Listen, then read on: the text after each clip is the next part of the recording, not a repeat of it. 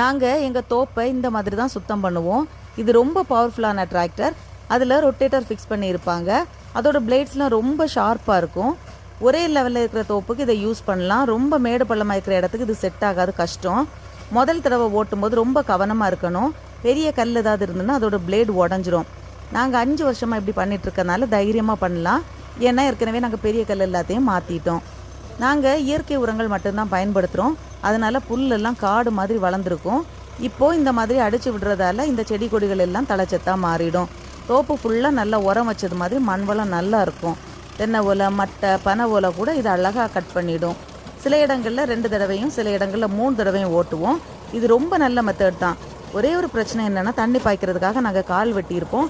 அது எல்லாமே அழிஞ்சிரும். திரும்ப ஆள் வச்சு தான் அதெல்லாம் செட் பண்ணணும். காலத்துக்கு ஏற்ற மாதிரி விவசாய முறைகளை பயன்படுத்தி பயன்பெறுவோம். இந்த மெத்தட் பற்றி நீங்கள் என்ன நினைக்கிறீங்க? கமெண்டில் சொல்லுங்கள்.